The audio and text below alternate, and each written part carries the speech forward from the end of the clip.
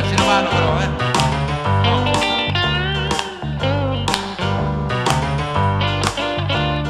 Tu, come ti chiami? Sei molto giovane, qual è la tua proposta? Facciamo brambila e fulu perari, lavori la ghisa per pochi danari e non c'ho in tasca mai una lira per poter fare un ballo con lei. Mi piace il lavoro ma non sono contento, non è per i soldi che io mi lamento, ma questa gioventù ci avrei giurato che mi avrebbe dato di più. Mettete dei fiori nei vostri cannoni, perché non vogliamo mai nel cielo, come con le malate, ma note musicali che formino gli accordi per una ballata di pace, di pace, di pace.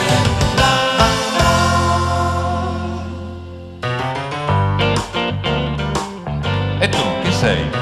E non mi sembra che avevi di che lamentarti. Dai, quanti anni hai poi? Quasi 20 anni e vendo giornali, girando quartieri tra povera gente che vive come me, che sogna come me. Io sono un pittore che non vende quadri, dipingo soltanto l'amore che vedo e alla società non chiedo che la mia libertà.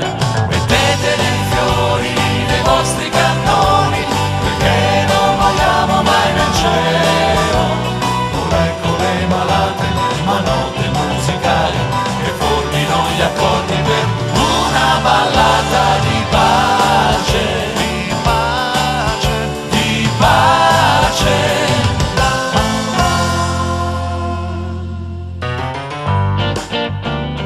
Ma tu chi sei? Ma mi sembra che avevi di che lamentarti, ma che bello che sei.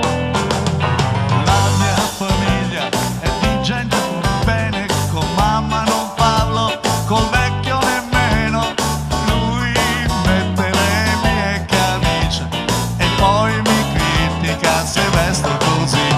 Guadagno la vita lontano da casa perché ho rinunciato ad un posto tranquillo.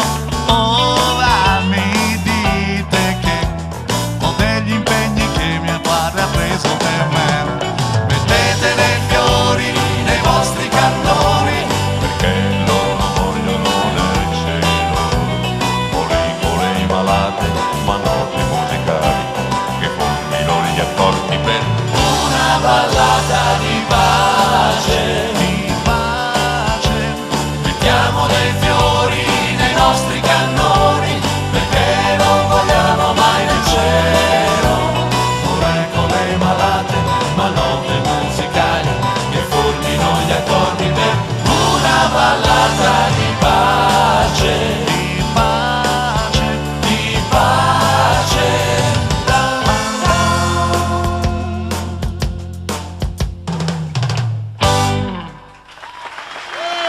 Grandi!